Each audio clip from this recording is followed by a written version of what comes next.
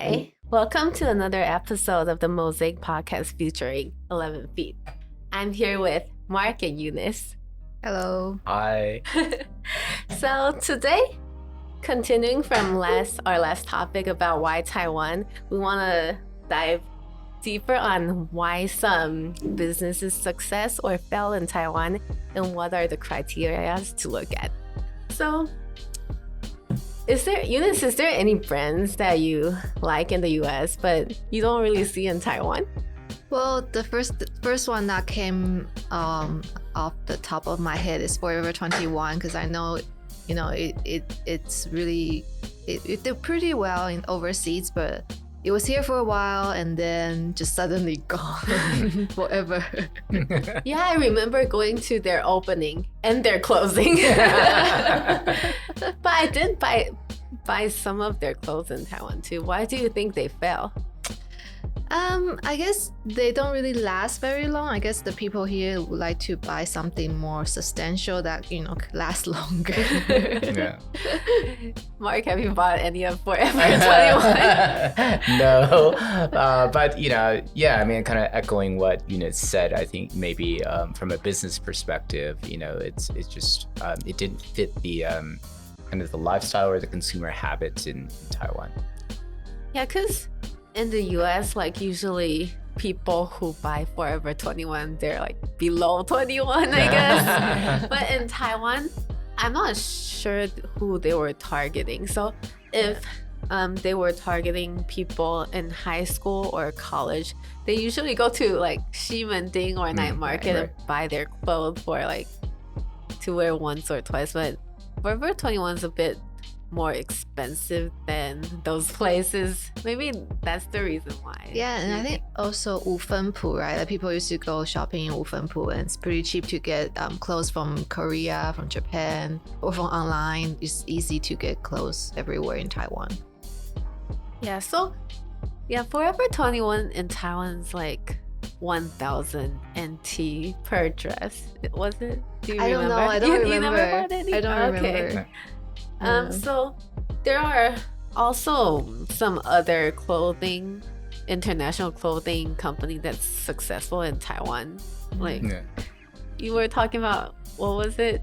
Oh, Arnold Palmer. Seems to still be around. It's probably a forgotten brand elsewhere, but I think it's still in Taiwan, right? And I think the point that I was making is that it's very interesting. There's branding, but there's also it's a function of how strong your local partner is, right? And so how well a brand does in Taiwan is dependent on a few factors. One is is it better to go direct or is it better to go indirect via a distributor? And then if you do go indirect, your success still may vary depending on how, I guess, capable your local distributor is, right? Yeah, so who are some company that has a really strong local partner that you can think of? Yeah. Carrefour? Do they have? I mean, I think the one that comes to mind is Starbucks, right? And of course, Starbucks local partner in Taiwan is actually the President Enterprises Group, right? Interestingly, Starbucks' China partner was also Taiwanese, was also Tongyi President Enterprises. And then I think a couple of years back, Starbucks exercised its call option and acquired the China franchise from Tongyi, from President Enterprises. And there was a huge windfall event for Tongyi. They got back $1 billion, right?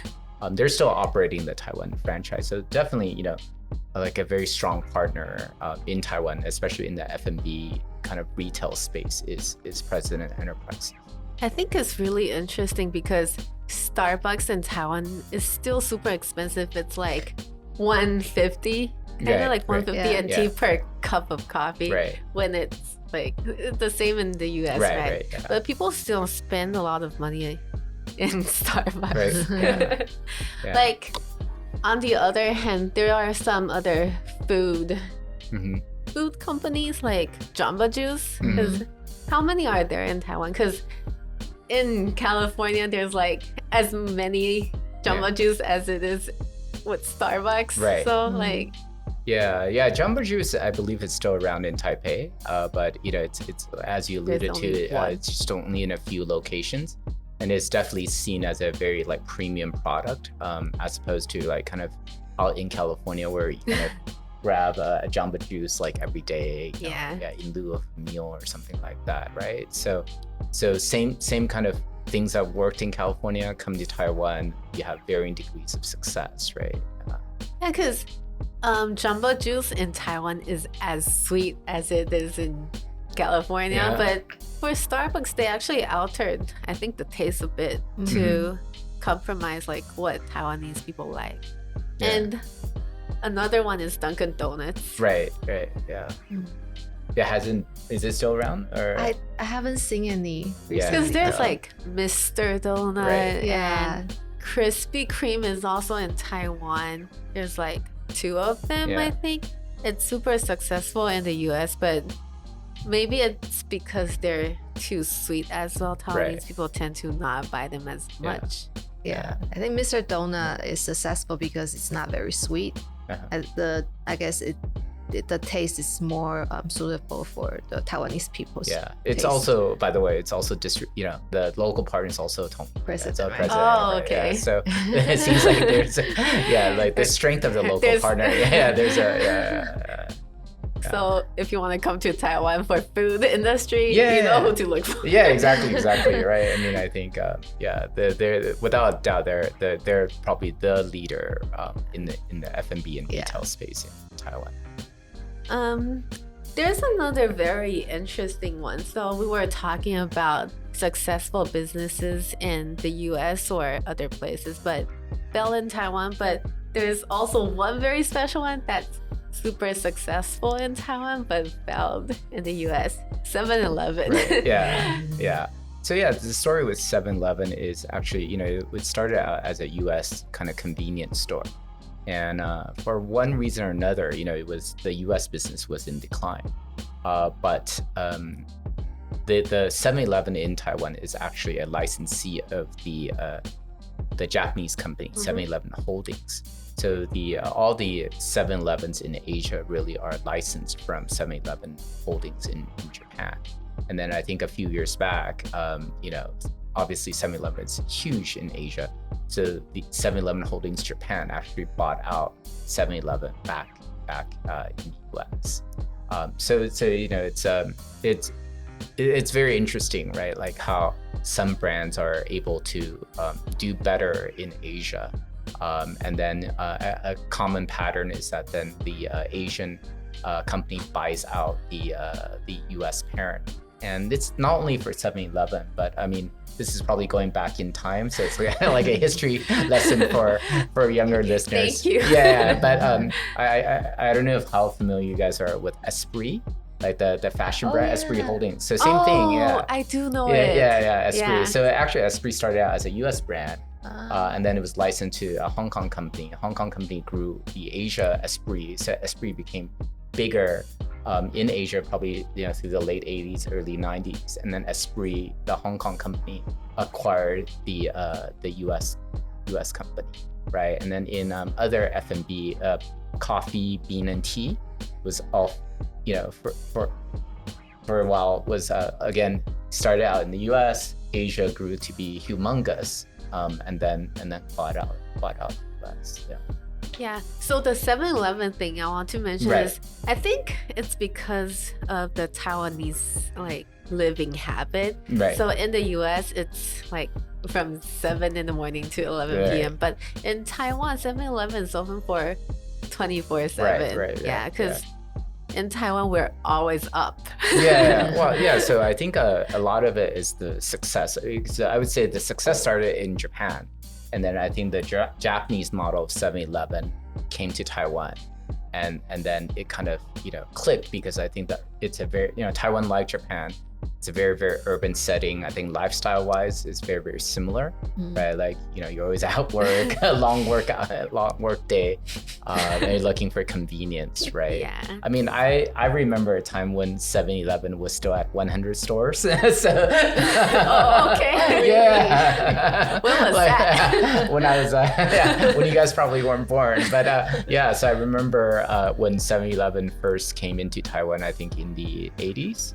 And then I remember, I think back then, I think their goal was trying to get to 200 stores. Right? Okay. Now you probably have 200 stores in Taipei. everywhere. Yeah. Only Taipei. Yeah. So. Yeah, I think I like 7-Eleven a lot because I just need to go downstairs and I can grab anything I want, like food, alcohol, even underwear. Right. Yeah. So, but in the US, you have to drive out to wherever you have to go, and the stores are more like distance from each other. It's more difficult. So the business model really fits how Taiwanese people live. Yeah, I mean, and I think, to 7-Eleven's Taiwan's credit, it's also evolved with the time, right? Because like, e-commerce wasn't always, this prevalent, right? And then I think in Taiwan, you had a very unique problem where if you didn't live in a building where you had like security, then who would pick up the parcel for you, right?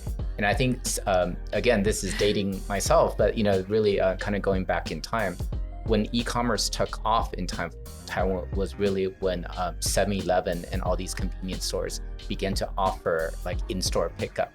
So like, whereas Amazon lockers or Amazon in-store pickup is a relatively new thing in the US, actually Taiwan had this, 20 years ago. 20 years. Yeah. Has it been 20 Yeah, years it's been, already? 20, yeah. Yeah, I'm using it a lot Right now. Right? Because like, unless you're in a building, right? Most young people, young professionals who are not from Taipei probably live in an older building that's converted to studios.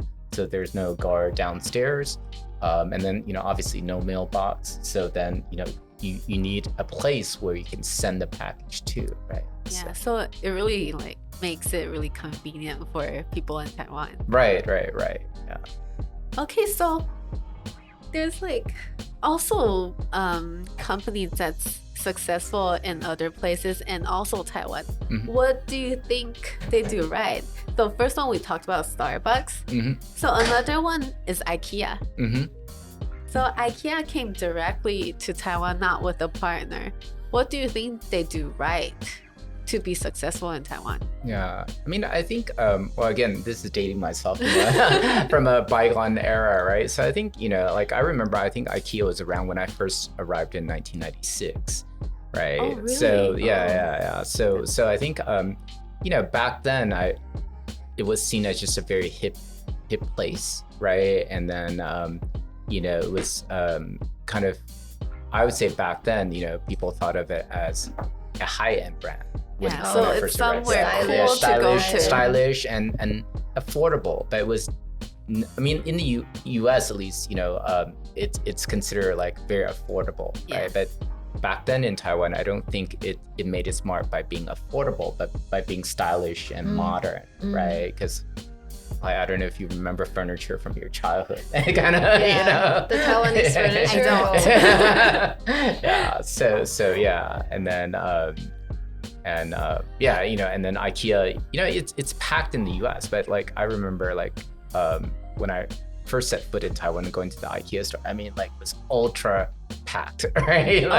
It's like Costco. Yeah. I mean, imagine like all of Taiwan just fitting into one location, right? Now at least you have multiple Ikeas, and the Ikeas in like different cities, right? But really back then it was just like one store. Yeah. So like if a company, like for example Ikea is a furniture company, so they set the trend in Taiwan and then they become super popular. Do you think that's why? Yeah, I mean, I think again I probably give more of a historical point of view. I think the theme that I see is that throughout Asia is that you have rising income and you have like a rising middle class, right? And then I think when people get richer, they aspire for better things.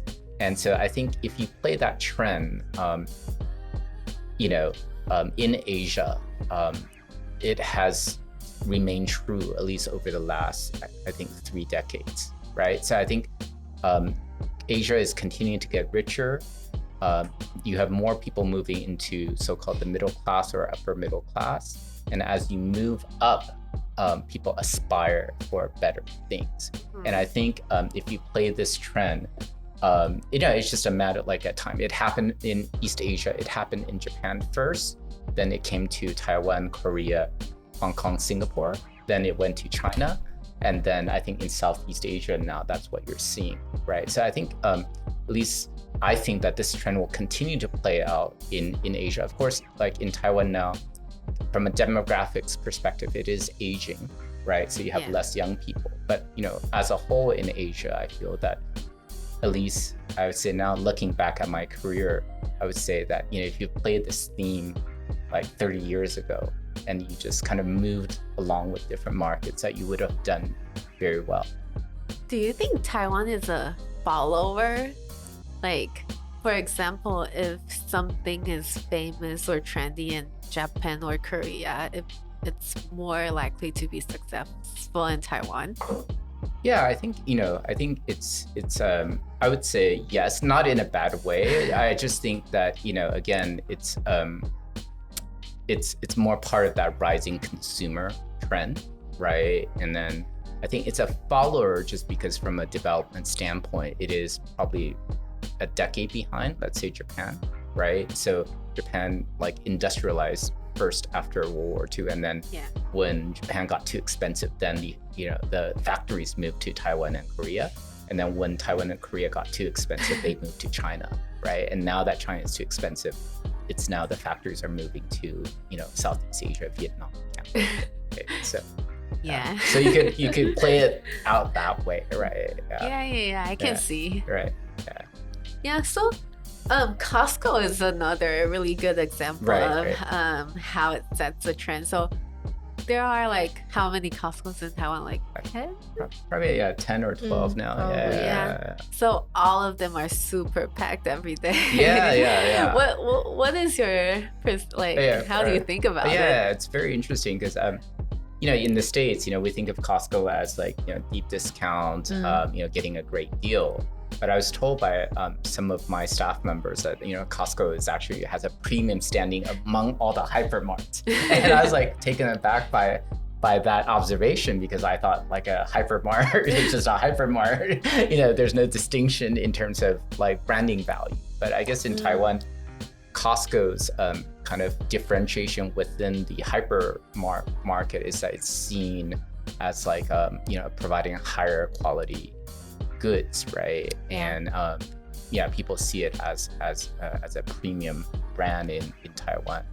And also it's amazing because I think there was a Wall Street Journal article from a few years back now that said that the first location in Taiwan in Neihu is actually was at that time the second highest grossing store in the world for Costco. So the number 1 was a store in Korea and number 2 was in Neihu. And super surprised. And then the revenue numbers were just crazy. It was something like 250 million a year back then for that one location. I do go to the Neihu Costco sometimes and like, I hate it there. It's so hard to walk around and stuff. But in the US, it's like most of the time it's half empty and you just find what you want and you get out. Right. In Taiwan, it's really different. But and then because I've heard also that because there's no Costco in Hong Kong, that back then pre-COVID, there are Hong Kong tourist groups that would make a stop to Costco to like stock up on the Costco like vitamins and whatnot. Right? Oh, they do. They also go to Carrefour. Because I had a friend from Hong Kong and they have to go to every Carrefour in Taiwan. I really don't understand. So I think I mean it's a example of I think where Costco, of course, is a brand and has done very well in the US, but then it's done super well in Taiwan, perhaps like beyond what let's say the average American would assume like a Costco can be. Yeah. The other reason I think for Ikea and Costco to do so well here in Taiwan is because they sell things that you cannot get from other stores, like from, say, Carrefour or RT Mart. Sometimes they don't carry it. You can only buy them in Ikea or Costco. I think that's a big So do you think Taiwanese people like buying stuff like foreign brands that other people, like other places you can't get? I don't think they're targeting the Taiwanese people. Probably the expats too, because sometimes you miss certain ingredient and you cannot find it anywhere else. Like for example, recently I was trying to find shrimp cocktail sauce. I couldn't find anywhere, but I realized that they have the horseradish only in Ikea. So that's a place I can go to get the ingredients, so that when you miss something, you just have to find a way to So to get foreigners in Taiwan, they really like Costco and Ikea too. Probably, yeah. Myself, yeah. When you feel homesick. Yeah.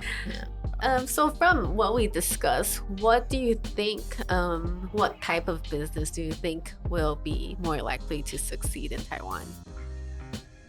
Good question. I mean, I think, like I said, I mean, I think, all consumers aspire for, better things, like a better life, right? Happiness, longevity, whatnot, right? But I think the challenging thing is trying to figure out, how that fits in, let's say, in the local context, right? So I think, when we've spoken offline, I think in Taiwan, I think one theme that works is luxury, right? Be it like, a handbag, be it clothing, be it cars, right? I mean, especially out in Taipei, you look at the number of like imported luxury cars. It's quite mind-boggling, right? So because like our average wage is not that high compared to like internationally, but the cars running on the streets, they're all like luxury brands. Yeah, like, exactly. So many like Porsche, like BMW, Mercedes, Lexuses. It's running around everywhere. Yeah, I mean, especially when you have to, giving the foreign listenership like context, right? It's like, let's say your kind of average Lexus, entry-level Lexus would be maybe $50,000 US, $40,000 to $50,000 US. But when it comes to Taiwan, you add on the tariffs, essentially it's double. Yeah. Right? So it's like, every kind of entry-level kind of Lexus or Mercedes-Benz, BMW is $100,000 US. And then, on surface, Taiwan seems like from a wage perspective, it's probably a fraction of the US, and yet everybody, like it seems like in Taipei is driving like $100,000 car, right? So there's something paradoxical there, right? So I think luxury. So I think this it's interesting. Like Taiwanese are modest people, but when it comes to like recognition, they want to show it through. They want to. Well, they may not say it out there. Yeah, they want to put it out there. Yeah. And I think cars is one of the most, I guess, like expressive ways. I think also for food, I think Taiwanese people love to spend money on food, like all the fancy restaurants, nice. Famous celebrity chefs place usually do okay with occasional failures. In Taiwan, the prices of the food, they're either super high or super low. Right, that's right. So you have to pick which one you want to be. Yeah, it's unbelievable. Like in Taiwan, there are these private kitchen like sushi shops, right? And they go for literally like $350 US per person before alcohol, right? And you have to wait 6 months for a seat, right? So people love to line up for food in Taiwan, right? And then you could Instagram it, right? So it's still the So what criteria do you think if a business, before they come to Taiwan, they should look at? I think, obviously, is there a market for it, right? And so I think it's really understanding, is there a market, is there a need for it, right? And I would say that if it's done well in other markets, then I think, or especially if it has done well in other Asian markets, then I think most likely it can do well in Taiwan. So I think, I wouldn't say that Taiwanese are copiers per se, but I think, let's say if you've usually, foreign brands go to Japan first, and if it's done well in Japan, then I think the probability of success in Taiwan is probably pretty high. I agree. Yeah, right. So one is, obviously if you have the right product or right service, and especially if it's been validated, other Asian markets, then that narrows down, that minimizes the risk. And then I think next really comes the question of, do you come in directly or do you come in indirectly, like via like a partner or distributor, right? If you come into directly, then obviously the question is, do you have people on the ground like who can help you execute, right? Can you make the right hires? Can you find people that will be able to understand the culture and can communicate with you and really translate what's happening on the ground. If you come in indirectly, then I think then it's picking the right partners, right? Really understanding, what that partner has done in the local market. Yeah. I mean, it would be great to get, for example, President Enterprises, but I'm sure given how big President Enterprises is, it's also very choosy as to who their partners are. So if you're not a Fortune 500 company, it's probably also hard to work with President Enterprises, right? Yeah. So, today we talked a lot about how you can be successful or non-successful in Taiwan.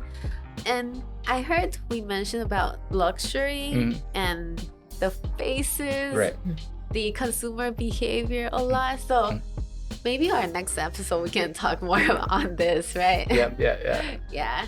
So thank you for listening to today's podcast and see you next time. Thank you. Thank you.